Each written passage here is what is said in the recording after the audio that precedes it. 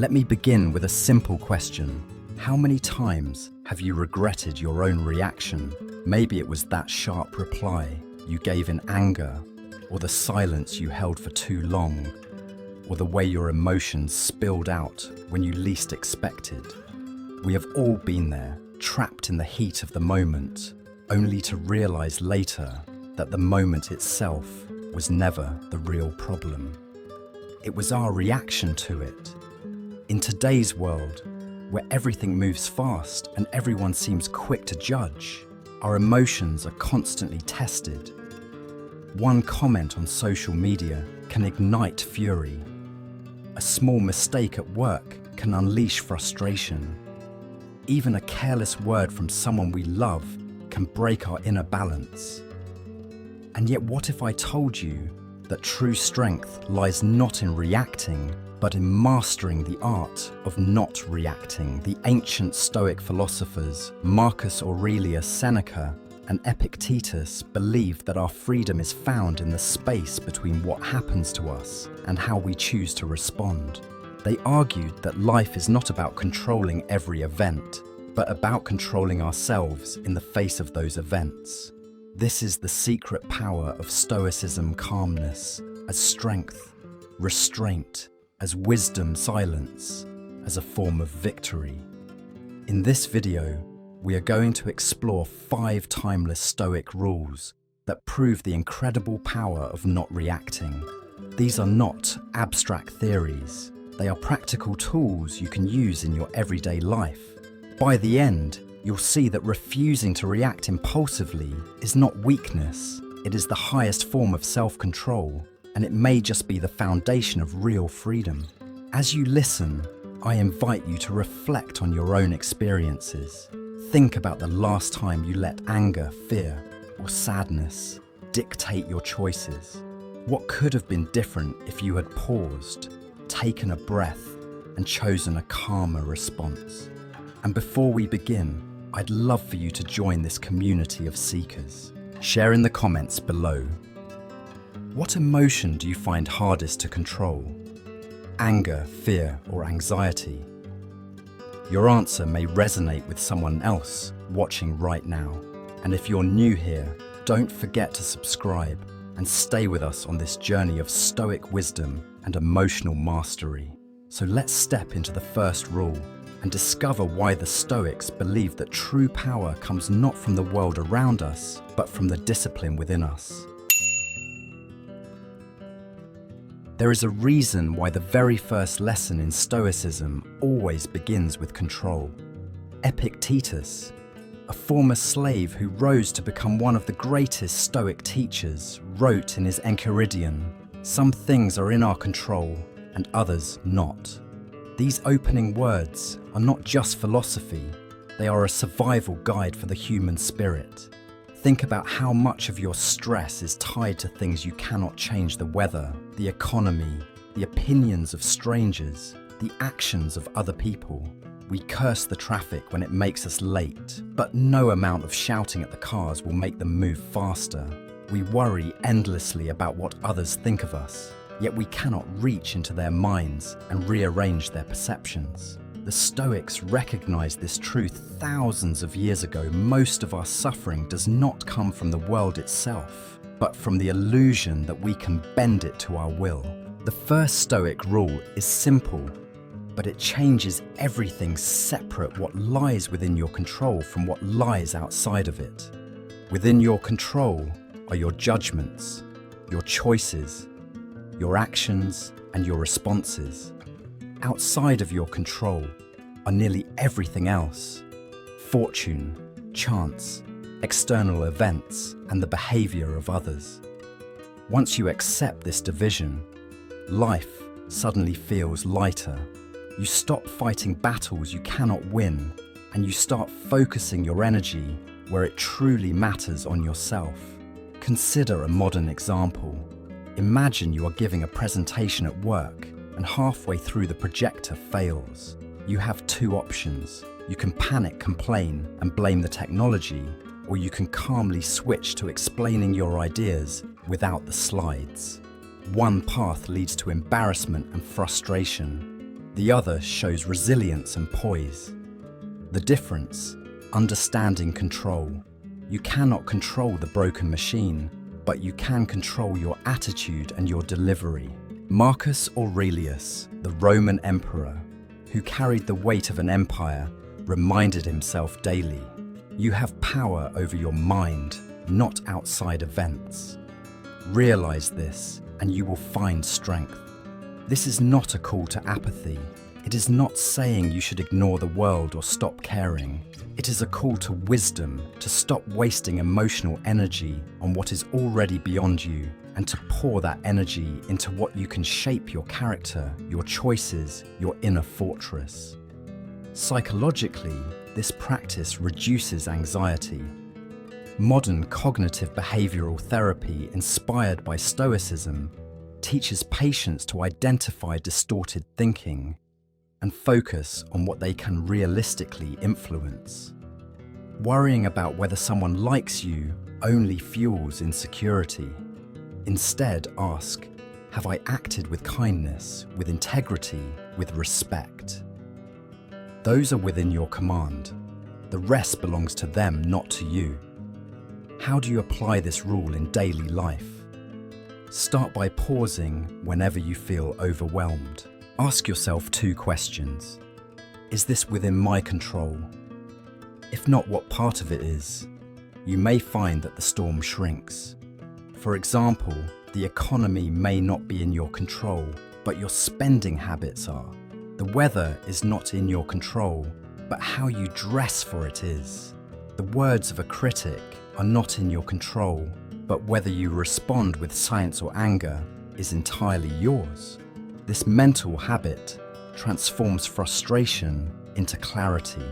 It frees you from the exhausting game of trying to control the uncontrollable.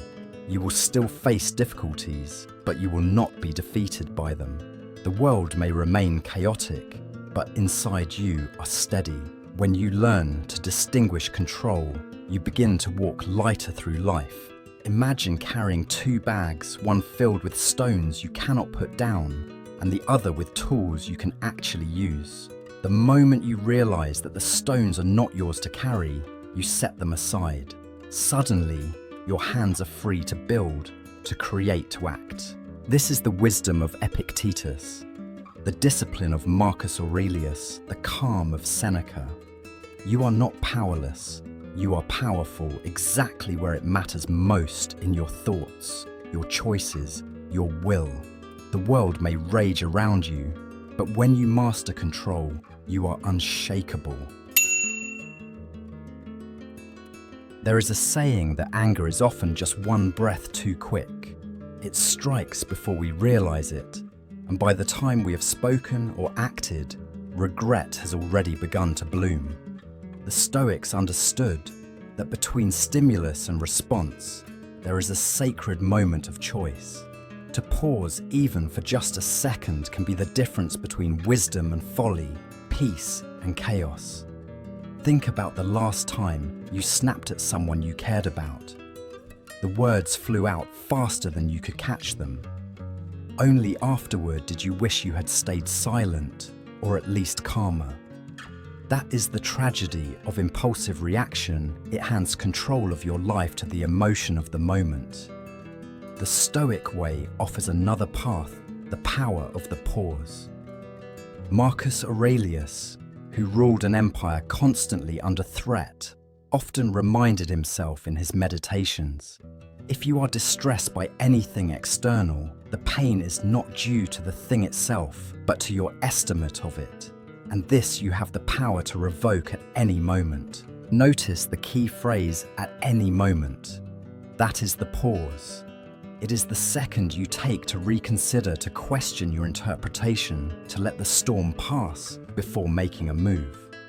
Seneca wrote with equal clarity, the greatest remedy for anger is delay. He knew that emotions like storms often lose their force if we do not feed them. To pause is not to suppress it, is to allow the first wave of emotion to wash over you without drowning in it. In that short delay, your mind reclaims command. Modern psychology backs this up. Neuroscience shows that the amygdala, the brain's alarm system, triggers fear and anger instantly. But if you pause even for a few seconds, the prefrontal cortex, the rational part of your brain, has time to engage. In other words, the pause is not weakness. It is science working in your favor. Let us bring this into everyday life. Imagine you receive a harsh email from a colleague. Your fingers itch to type a scathing reply. Instead, you pause. You close the email. You walk away, maybe even for a few hours. Later, when you return, your anger has cooled. You write a firm but professional response, or perhaps you decide the best answer is no reply at all. Either way, you come out stronger, respected, and at peace. That single pause changed the outcome. Or picture this: you are driving and someone cuts you off. The instant reaction is rage, the urge to honk, shout, or speed up. But if you pause just one breath, you realize that chasing them or cursing them adds nothing to your life. Your heart rate slows. The incident ends with nothing but a shrug. You win not by reacting, but by refusing to be dragged into chaos. How then do we practice the art of pausing? The Stoics would advise discipline, repetition, and self-reminders. You can start small. Breathe before responding. Take one deep breath. Label the emotion. Say to yourself, this is anger, or this is fear. Naming it creates distance. Ask one question: will this matter a year from now? If the answer is no, then it is not worth losing peace over today. Choose deliberately after the pause. Respond in a way that aligns with your values, not your impulses. This practice may sound simple, but it is profoundly powerful. Over time, you train your brain to default not to reaction, but to reflection. The pause becomes second nature. You may still feel anger or frustration. Stoicism never asks you to be emotionless, but you will no longer be enslaved by them. To pause before reacting is to reclaim sovereignty over yourself. The world may provoke you, but it cannot control you unless you hand it the keys. The pause is your refusal to hand them over. The pause is not silence, it is strength. In the space of a single breath, you transform from a prisoner of impulse to a master of choice. Marcus Aurelius and Seneca both knew that time is the most powerful medicine for the passions. Delay is not cowardice, it is strategy. Like a seasoned sailor waiting for the storm to pass before setting sail, you too can wait, breathe, and then act with clarity. Each pause is a victory. It is a declaration that you will not be ruled by the chaos outside, nor by the chaos within. In that moment, you are free. The human mind is quick to label. Someone cuts in front of us, and we call them rude. A colleague disagrees, and we assume they are against us. A stranger looks away, and we think they dislike us. Judgments form instantly, and with them come emotions, anger, resentment, disappointment. The Stoics saw this as one of the greatest traps of human thought. They believed that much of our suffering comes not from reality itself, but from the stories we tell ourselves about it. Rule 3 is therefore simple but transformative. When faced with a situation, ask questions instead of making judgments. Epictetus taught, "It is not events themselves that disturb people, but their judgments about them." This insight cuts to the core of human error. Events are neutral until we label them. Rain is just rain, yet one person curses it while another blesses it. A delay at the airport is just time passing, yet one traveller rages while another reads peacefully. The difference lies not in the event, but in the interpretation. Judgment is fast, questioning is slower, but in that slowness wisdom is born. When you replace a judgment with a question, you invite curiosity, Instead of anger, understanding. Instead of hostility. Instead of saying, "This person is disrespectful," you ask, "Why might they have acted this way?" Instead of declaring, "This is unfair," you ask, "What can I learn or do in response?" Let us take a modern example. Imagine you send a message to a friend and they do not reply for hours. Instantly, judgments flood your mind. They are ignoring me. They don't care. They must be upset with me. Each thought tightens the knot of anxiety. But what if instead you asked, "Are they busy?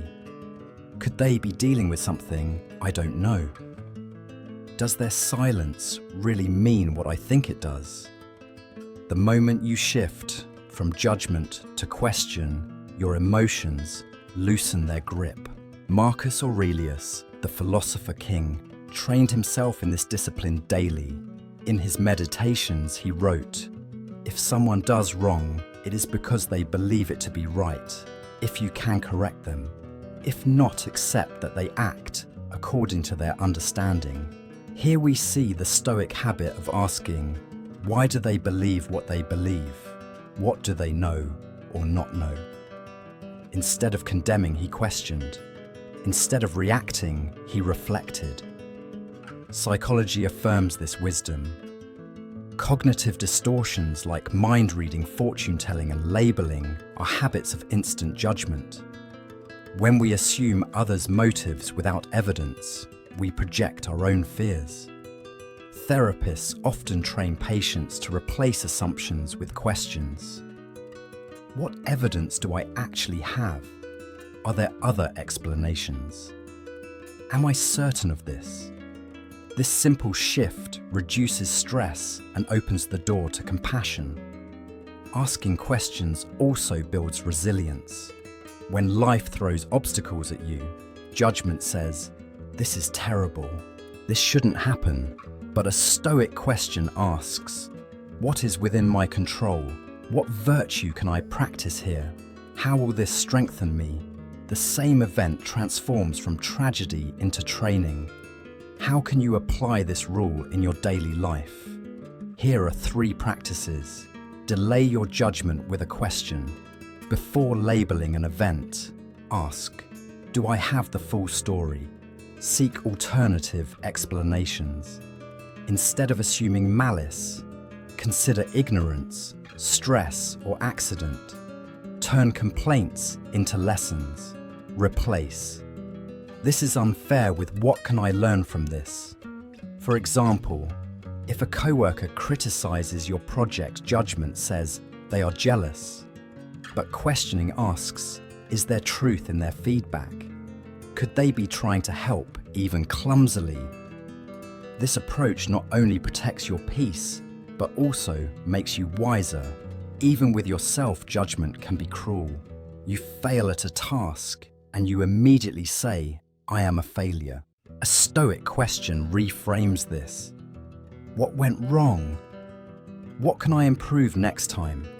Instead of self-condemnation, you create growth. In the end, the Stoic path is not about never feeling frustration. It is about guiding that energy into curiosity and wisdom. Judgments close doors. Questions open them. When you ask instead of judge, you transform the world from an enemy into a teacher. Life is not as harsh as our judgments make it. To see clearly, we must learn to ask instead of assume. The Stoics remind us that every event is like raw clay, neutral, shapeless, waiting for us to mold it. Judgment rushes in and hardens the clay into bitterness. Questions, however, keep it soft, malleable, full of possibility. Marcus Aurelius did not waste his days labeling enemies. He asked what lesson each person offered. Seneca did not curse hardship. He asked how hardship could build character. We too can pause, breathe, and replace the words. This is bad. With what does this mean? What can I do in that moment? Suffering becomes wisdom and life becomes a teacher. There are few things more difficult for the human ego than insult. A single harsh word can burn more deeply than physical pain. Our pride flares, our anger rises, and we feel compelled to defend ourselves instantly. Yet the Stoics saw insult not as a wound, but as a test. To them, every offense was a hidden opportunity, a chance to train the mind to prove mastery over the self. Seneca wrote, "A wise man is not harmed by an insult." At first this sounds impossible. How can words not harm? But think carefully. An insult is only sound waves in the air. The harm comes not from the words, but from the meaning we attach to them. If someone calls you foolish, their opinion alone has no power. The pain arises when you choose to accept their judgment as true, or when you allow anger to consume you.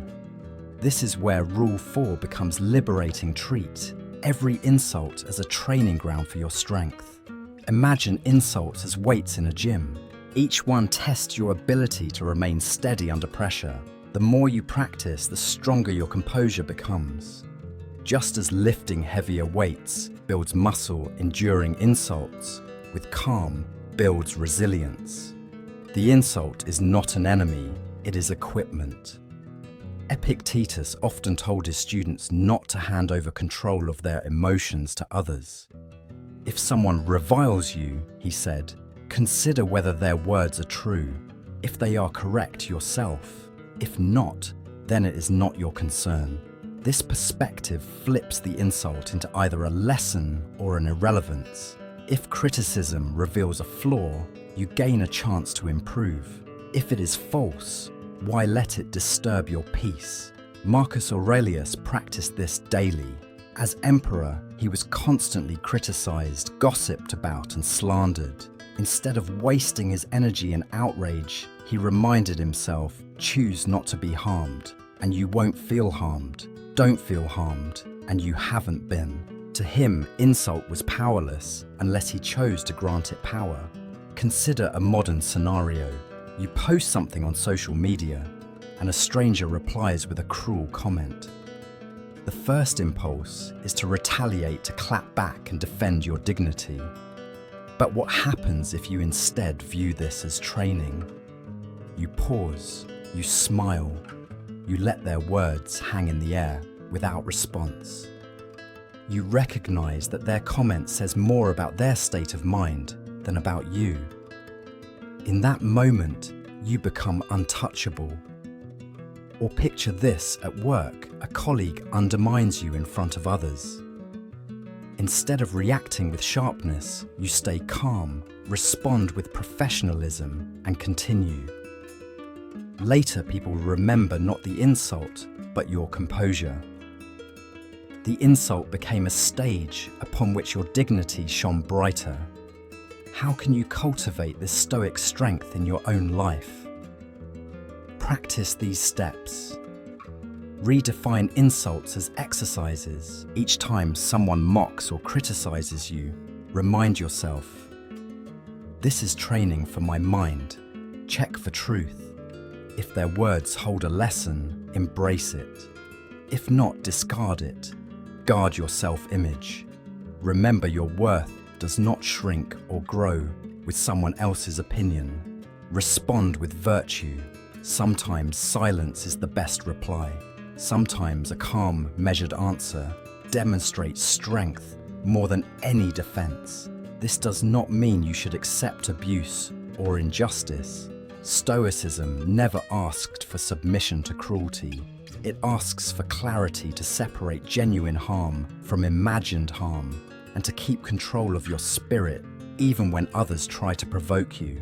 Every insult then becomes an invitation. It invites you to let go of ego, to practice patience, to demonstrate resilience. The world may hurl words, but you choose whether they wound or simply fall away. In the end, insults reveal more about the one who speaks them than the one who receives them. To transform insult into training is to reclaim the ultimate victory, peace of mind. Insults are the stones others throw at you.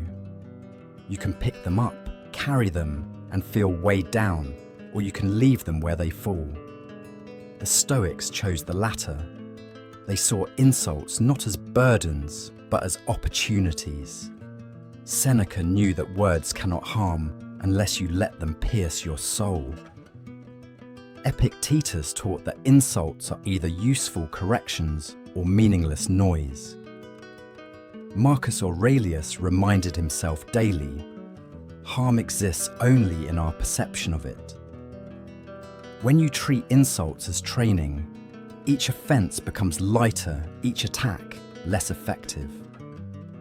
Soon, what once cut you deeply barely grazes your skin. The insult loses power, and you gain freedom.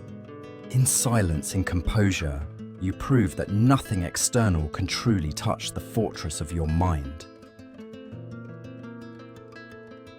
If emotions are storms, then values are the compass that keeps us from drifting. Every day we are tempted to react impulsively, to snap at someone, when angry to retreat, when afraid to indulge, when tempted. Yet these emotional reactions rarely align with the kind of person we aspire to be. The fifth Stoic rule reminds us of a higher calling: respond not according to fleeting emotions, but according to enduring values. Epictetus taught that true freedom comes not from doing whatever we feel, but from living in harmony with reason and virtue. Emotions are natural, but they are not masters. If we let them rule, we become slaves to every shifting mood. If we instead choose our responses by asking, what does virtue demand? Here we anchor ourselves in strength and integrity. Think of the difference. When insulted emotion demands retaliation, value demands patience. When stressed emotion urges escape through distraction or excess, value urges discipline and perseverance. When uncertain emotion whispers fear, value calls for courage. Each choice shapes our character. Over time, reactions based on emotion build regret. Responses based on value build respect, both from others and from ourselves. Marcus Aurelius lived under constant pressure as emperor. He wrote in his meditations, "If it is not right, do not do it. If it is not true, do not say it." Notice the absence of emotion here. He did not ask, "Do I feel like it?" but "Is it right?" For him, values justice, wisdom, courage, moderation were the guiding lights, not passing feelings. Seneca warned that those who follow emotions are like travelers led by a blind guide. Feelings surge and vanish like tides. Values remain like stars. The Stoic way is to look upward to the stars, not downward into the shifting waves. Let us bring this into modern life. Imagine a heated argument with a family member. Emotion shouts, "Prove you are right. Win this fight." Value whispers, "Preserve the relationship." Speak with respect. Seek understanding. Which choice will you regret less tomorrow? Which one reflects who you want to be? Or consider the workplace. A colleague takes credit for your idea. Emotion wants vengeance. Value calls for professionalism and integrity. By choosing value, you not only maintain dignity, but also build long-term trust. On social media, emotions flare quickly. A rude comment provokes you to reply with equal venom. But values remind you a peace is worth more than proving a stranger wrong. Choosing silence or a calm response reflects self-control, a far greater strength than any digital victory. How can you apply this Stoic discipline in daily life? Here are practical steps. Pause and identify the emotion. Before reacting, ask, am I acting from anger, fear, pride, or envy? Recall your core values. What matters most to you? Honesty, kindness, courage, wisdom. Filter your response. Ask, does this choice align with my values, or am I serving my emotions? Act with integrity, even if it costs you comfort in the short term. The long-term reward is inner peace. Over time, this habit transforms your identity. You stop being a puppet pulled by invisible strings of emotion. You become an architect of your character, building it brick by brick through value-driven choices. It is not that emotions disappear. You will still feel anger, fear, desire, but they no longer dictate your behavior. You acknowledge them, let them pass, and then decide based on what is right. That is the essence of Stoic strength freedom, through discipline, peace, through principle. Choosing value over emotion is not always easy. It may mean biting your tongue walking away, or sacrificing immediate gratification. But every such choice is an investment in your future self. Each time you choose value, you are training your mind to live above impulse. And when you look back, you will see a life shaped not by whims, but by wisdom. The Stoics knew that emotions are wild horses. If left unchecked, they drag us wherever they please. But values are reins firm, guiding steady. Epictetus urged us to focus not on what we feel, but on what is in our power, our choices.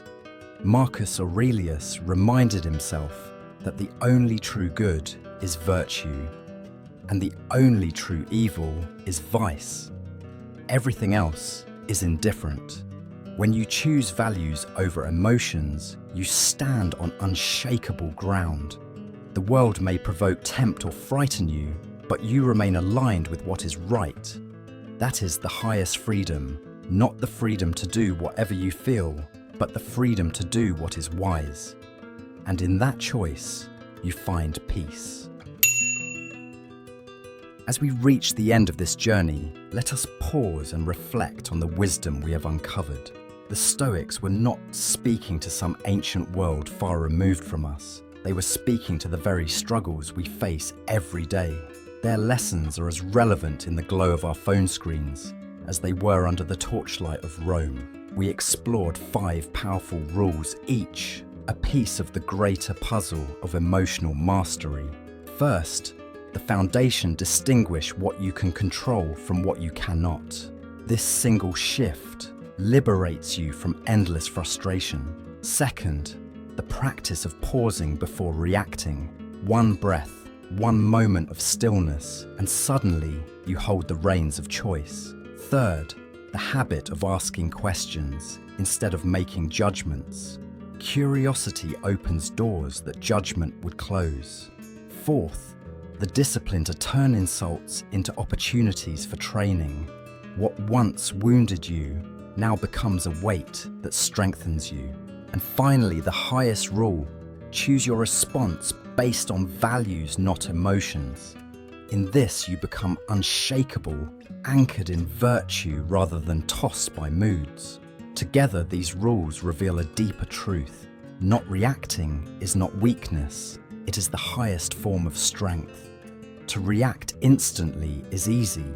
To respond with wisdom is rare. The Stoic path is not about becoming cold or indifferent, but about becoming free from the chains of anger, fear, and pride. In our modern world, where outrage spreads faster than reason, the ability to remain calm is a form of rebellion. To stay silent, when provoked to smile, when mocked to stand firm, when pressured, this is true courage. It is the kind of courage Marcus Aurelius displayed as he carried the burdens of an empire, the kind Seneca displayed in the face of exile, the kind Epictetus displayed despite a life of slavery. And now it can be your courage too. The next time life presses you to react, remember you always have a choice. You can surrender to impulse, or you can stand with the Stoics and choose discipline, clarity, and peace. Before we close, I invite you to reflect and share. In the comments below, tell us, Which of these 5 rules do you find most challenging to practice? Your words may inspire someone else who struggles in the same way. And if you have found value in this journey, please subscribe and join this community where together we learn to live not by impulse, but by wisdom. Thank you for walking this path of stillness with me. May you carry these Stoic lessons into your days, and may your strength be found not in the noise of reaction, but in the quiet power of self-control.